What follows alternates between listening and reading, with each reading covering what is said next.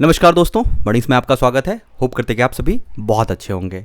सबसे पहले मैं डिस्क्लेमर दे देता हूँ, मैं आपको कोई भी सफल होने का मंत्र नहीं दे सकता हूँ, क्योंकि अगर मेरे पास होता तो मैं खुद ही बहुत बड़ा एम्पायर खड़ा कर देता। तो आई डोंट नो कि लोग कैसे होते। मेरा एक ही चीज़ मानना है कि चलते रहो, लाइफ का बहुत सारे फेजेस आएंगे, उस फेज़ को क्रॉस करो, अगला फेज़ आएगा। मैं प्रिडिक्ट नहीं कर सकता हूँ कि आगे क्या होगा। I have no power, capability या कुछ भी कह लो कि टू प्रिडिक्ट समथिंग। मैं थोड़ा सा सोच सकता हूँ कि हाँ ये होगा मेरे लाइफ में, ये हो सकता है, ये हो सकता है, बट प्रिडिक्ट नहीं कर सकता हूँ। तो जब कुछ चीज़ें प्रिडिक्ट ही नहीं करूँगा तो फार्मूला नहीं बना सकता हूँ, मेरे पास कोई फार्मूला नहीं है।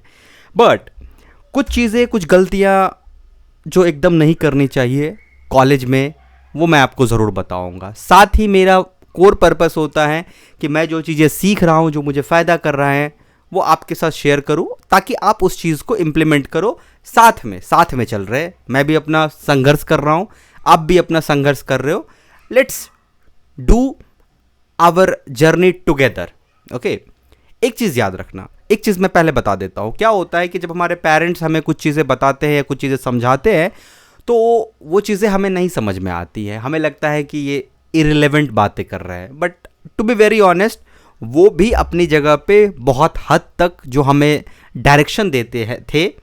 अब तो बड़े हो गए तो अब तो आपको नहीं मिलेगा वो डायरेक्शन, बट अगर आपको डायरेक्शन मिल रहा है तो वो अपने अनुसार से, अपनी समझदारी से हमें जो डायरेक्शन देते हैं वो ऑलमोस्ट सही होता है। लेकिन हम उस डायरेक्शन को मानते नहीं हैं, क्योंकि हमारे और उसके बीच में एक गैप है। हमें लगता है कि वो आज से 20 साल, 25 साल, 30 साल पहले अपने 20s में थे, तो वो अपने 20s में क्या किए थे। अभी मार्केट बदल चुका है, अभी का जो 20s है मेरा, उसमें बहुत सारे अपॉर्चुनिटी है, तो मैं ये कर सकता हूँ, मैं वो कर सकता हूँ, बहुत सारी चीज़ें। बट मैं और आप तो सिमिलर है ना, आपसे सिर्फ 4 या 5 साल आगे हूँ। तो मैं अगर आपको बताऊंगा तो आपको ये चीज़ें समझना पड़ेगा कि मैं वो चीज़ें फेस किया हूँ और उस चीज़ को आज 4 साल या 5 साल के बाद रियलाइज़ कर रहा हूँ। तो आपको वो चीज़ नहीं करना चाहिए। करोगे तो मेरी तरह रियलाइज़ करोगे। ऑनेस्टली कह रहा हूँ। मैं 5 चीज़ें बताऊंगा कि अगर आप कॉलेज में है तो ये 5 चीज़ें बिल्कुल मत करना, या आप इन चीज़ों का बिल्कुल ध्यान रखना कॉलेज में जाने के साथ ही। पहला and most important, clarity. Clarity is very important. मैं बार बार पिछले वीडियो में भी कई बार कहा हूँ और मैं ये चाहता हूँ कि आप इस चीज़ को माइंड में डाल लो कि क्लैरिटी इज़ पावर। जिसको जितना जल्दी क्लैरिटी आ गया उसको बोनस पॉइंट मिल चुका है।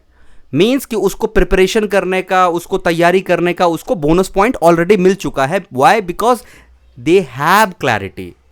AIR1 इसलिए होता है बिकॉज दे हैव क्लैरिटी। एक ऑन्टरप्रन्योर इसलिए है क्योंकि उसके पास क्लैरिटी है। एक राइटर या फेमस राइटर इसलिए राइटर है क्योंकि उसके पास क्लैरिटी है। क्लैरिटी जिसके पास भी है वो आज न कल न परसों, कभी न कभी, कहीं न कहीं पहुंचेगा ही। So clarity is very important. But college में क्लैरिटी कहने का मतलब है एक आपको कोई भी एक चीज पकड़ना पड़ेगा। You have to opt any one thing. Full fledged 2 साल उस पर आपको देना पड़ेगा। स्विच मत कर सकते हो। क्या होता है, स्टार्ट करते हैं, बहुत बच्चे स्टार्ट करते हैं गेट से, या स्टार्ट करते हैं कैट से, या स्टार्ट करते हैं यूपीएससी से, ऐसे करके, या स्टार्ट करते हैं कि बड़ा एंटरप्रेन्योर बनना है। लास्ट में आते आते घटते फाइनल ईयर तक बदलते रहते हैं, बीच में बदलते रहते हैं। और मैंने ऑलरेडी कर चुका हूँ। दैट्स वाई ये मेरी गलती है जो मैं आपको बता रहा हूँ। लास्ट में आते आते आपको ये लगेगा कि कुछ भी हो जाए, तो आपने ऑलरेडी 4 साल का आपको गैप आ जाएगा। तो अगर आपने ये गलती किया, आप 3-4 साल जीवन में पीछे चले जाओगे। कॉलेज के बाद का लाइफ, कॉलेज के अंदर का लाइफ में अंतर होता है। कॉलेज में आप रहते हुए जितना चीज़ें एक्सपेरिमेंट कर सकते हो, कॉलेज के बाहर उतना एक्सपेरिमेंट आप नहीं कर सकते हो। तो क्लैरिटी इज़ वेरी इंपॉर्टेंट। जितना जल्दी क्लैरिटी आ जाएगी कि हमको ये करना है, कंपेयर नहीं, कुछ भी चीज़ है अपने अकॉर्डिंग, हमको भैया हमको ये एग्ज़ाम है, ओके, XYG एग्ज़ाम है, हमको यही एग्ज़ाम करना है। फिर ये नहीं कि ये एग्ज़ाम कर लेते, ये एग्ज़ाम कर लेते हैं, यूपीएससी कर लेते हैं, एसएससी कर लेते हैं। अच्छा, हम अभी थोड़ा इस यूपीएससी भी करते हैं, थोड़ा एसएससी भी करते हैं। वो एक बड़ा अच्छा कविता है ये पीयूष मिश्रा जी की, मैं देख लेता हूँ उसको, मैं अभी बताता हूँ आपको। बड़ी अच्छी कविता है। कुछ कुछ काम किया,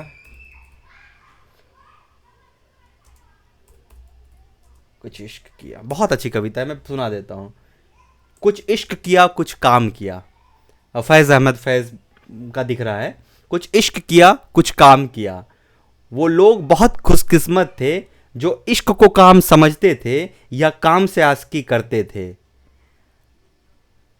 कुछ इश्क किया कुछ काम किया, काम इश्क के आरे आते गया, इश्क से काम उलझता गया, और फिर आखिरी तंग आकर दोनों को अधूरा छोड़ दिया। ऑनेस्टली ऐसा ही होता है कि आप बहुत सारी चीज़ों के साथ में लेके मत चलना। एक पकड़ना, उस पर काम करना, 2 साल 2.5 साल उस पर कंटिन्यूसली काम करना, उसके बाद फ्यूचर जो करना है करना ना यार। फ्यूचर बहुत बहुत चीज़ें हैं, अभी तुरंत मत करो, ठीक ना। ये तो रील्स वाली दुनिया की वजह से ना शॉर्ट टेम्पर्ड हो गया है पीपल्स की। क्विक क्विक क्विक, ये चीज़ें 10 मिनट में डिलीवरी, ब्लिंकिट 10 मिनट में सिगरेट, ये 10 मिनट में, ये 10 मिनट में, यो 15 मिनट में, यो 2 दिन से आगे नहीं बढ़ूंगा। क्विक रिजल्ट चाहिए, लाइफ में ऐसा नहीं होता है। सो ओके, होता होगा, बट ये पहली गलती है जो कोशिश करना बचने की। Clarity is very important. Switching multiple career will bring you almost 4 year back, okay, तो वेरी इंपॉर्टेंट। सेकेंड एंड बहुत इंपॉर्टेंट ये भी कि अपने इंटरनेट का, अपने जो भी ऑनलाइन रिसोर्सेस है, ऑनलाइन को यूज़ इतना अच्छे से कर लेना कि आपको वो पावर पता चल जाएगा। ऑनलाइन की दुनिया बहुत पावरफुल है। जैसे कि मैं अगर आपको कहूँ कि कॉलेज में मैं रहते रहते लिंक्डइन नहीं बनाया था, मेरे कॉलेज में लिंक्डइन प्रोफाइल थे ही नहीं।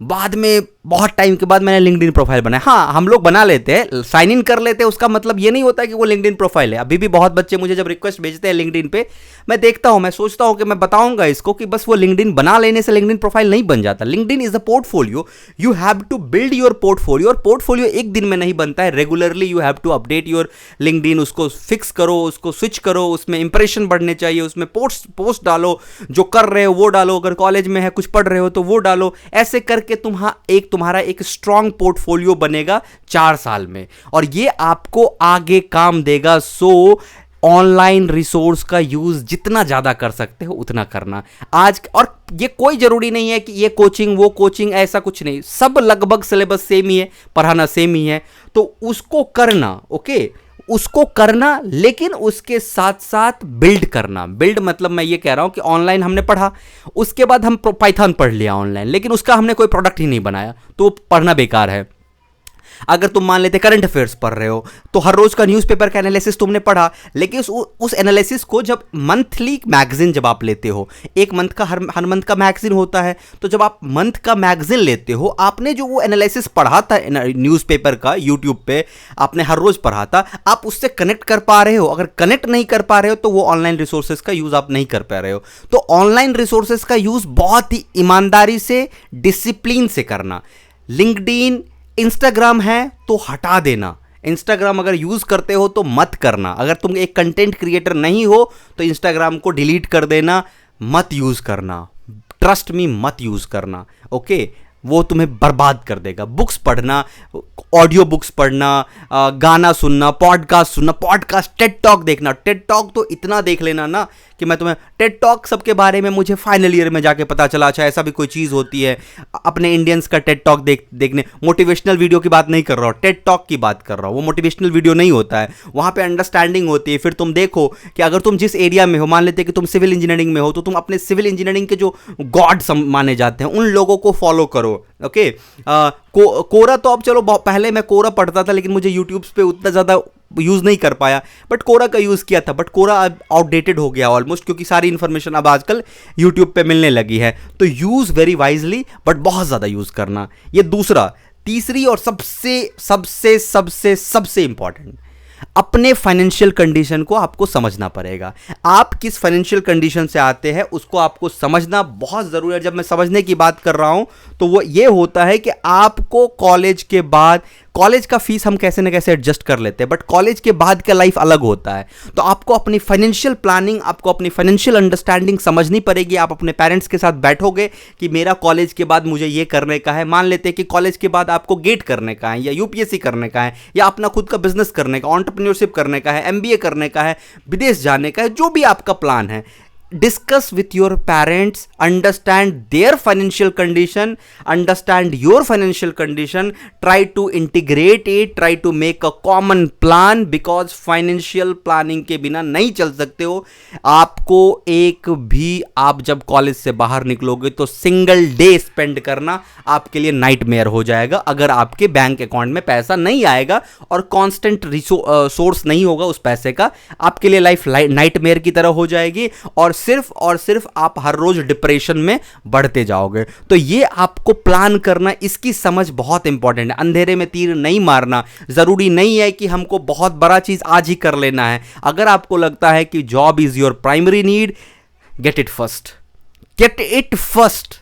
प्राइमरी नीड अगर जॉब है तो गेट इट फर्स्ट। कोई किसी जॉब की तैयारी कर रहा है, कोई बहुत बड़ा आदमी बनने की तैयारी कर रहा है, ignore them, don't get inspired from those. उसका बैकग्राउंड आपके बैकग्राउंड से अलग है। कॉलेज में हम इस चीज में बहुत ज्यादा उलझ जाते हैं। हमको नहीं पता होता कि सामने वाले की फाइनेंशियल कंडीशन क्या है, और हमको अपना फाइनेंशियल कंडीशन पता होता है, तो अपने फाइनेंशियल कंडीशन के अकॉर्डिंग प्लान बनाना, rather to influence with someone कि भाई उसके अकॉर्डिंग अपना प्लान बनाना। So very important. Dream and vision में बहुत छोटा सा अंतर होता है कि ड्रीम पूरा होगा या नहीं होगा तुम नहीं कह सकते हो। विजन में प्लान होता है, आइडिएशन होता है, तो विजन, मेक योर विजन कि क्या होगा, लॉन्ग टर्म प्लान क्या होगा, शॉर्ट टर्म प्लान क्या हो सकता है, ये सो ऑन सो। खास करके इसमें एक खास बात होती है जो मैं खास करके प्रपोज कर रहा हूं, खास करके गर्ल्स को। एक चीज याद रखना, बड़ा इंपॉर्टेंट ये टर्म है, बहुत इंपॉर्टेंट टर्म है, dependency. Dependency is directly connected with the freedom. जितना फाइनेंशियल आप इंडिपेंडेंट होते जाओगे, you will start getting freedom more and more.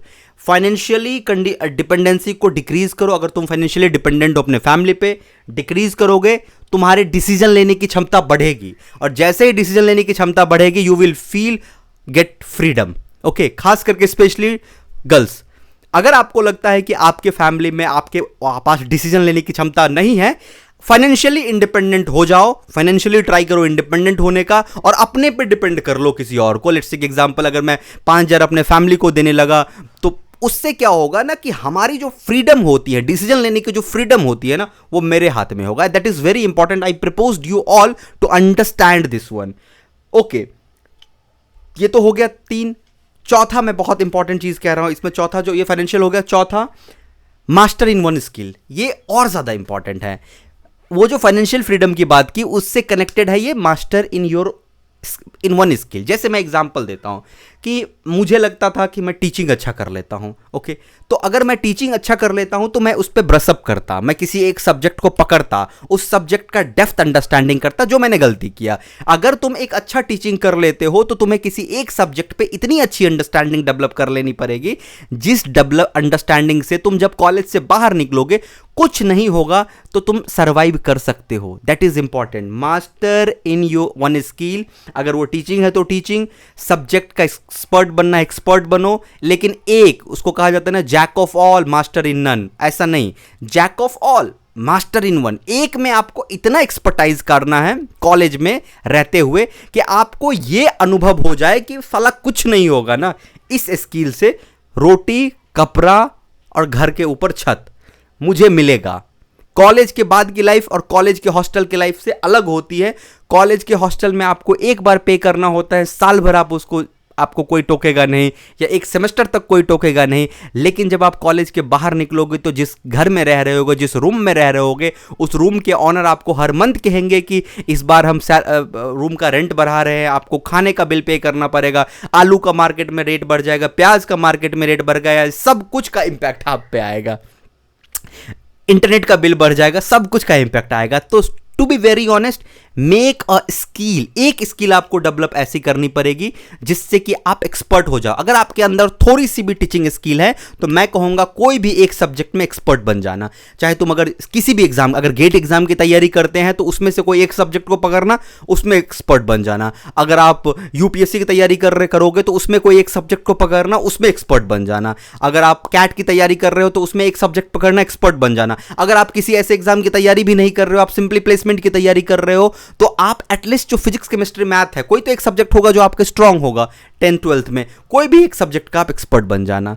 अगर आप कोडिंग में इंटरेस्टेड हो तो कोडिंग का किसी सब्जेक्ट का एक्सपर्ट बन जाना, ताकि आपको कुछ ना कुछ उससे प्रॉफिट मिलेगा। ओके, पांचवा, जो ये मैंने गलती कर लिया, मेरे पास अंडरस्टैंडिंग थी बट मैंने किसी एक सब्जेक्ट में एक्सपर्ट नहीं बन पाया। मुझे पढ़ाना आता था बट मैं किसी एक सब्जेक्ट, मुझे लगता था कि कोई किताब दे दो मैं पढ़ा दूंगा, बट वो मिस्टेक था।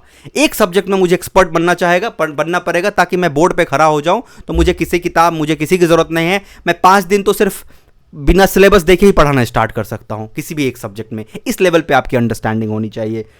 लास्ट बट नॉट लिस्ट, है तो बहुत लंबा list, but last but not list, mentor आपको कॉलेज में अपने किसी न किसी सीनियर को, अपने किसी प्रोफेसर को बनाना पड़ेगा। डोंट जज कि उसको कितना आता है, नहीं। अगर आपको लगता है कि कोई आपकी तरफ गोल के प्रति काम कर रहा है, आपके सीनियर हो सकते हैं, आपके कॉलेज के प्रोफेसर हो सकते हैं, मेक श्योर कि उसको आप अपना मेंटर असाइन करो। उनके पास जाकर बोलोगे कि भैया सीनियर जो भी हैं, कि आप मेरा मेंटर बन जाओ, मुझे गाइडेंस चाहिए, मुझे एक एक बिट पे आपका गाइडेंस चाहिए। क्योंकि ये दुनिया में जब आप उस छोटे उम्र में, आपके पास डाइवर्जन बहुत होंगे, आप डाइवर्ट हो जाएंगे। लेकिन अगर आपके पास मेंटर होगा जो आपको बहुत नज़दीक से आपको मॉनिटर कर रहे होंगे, दे विल गाइड यू। वो आपके नॉर्थ स्टार होते हैं, they will guiding star, they will like a guiding star. वो आपको गाइड करेंगे। तो उसको जज मत करना कि वो कितना CGPA है, क्या है, नहीं है। उसको अपना मेंटर असाइन कर लेना, और ये आपका 3 या 4 साल की जो जर्नी होगी उसको बहुत स्मूथ से निकालेगी। आप इन 5 पॉइंट्स को मानोगे नहीं मानोगे, मुझे एक्सपेक्टेशन आपसे इस बात का नहीं है।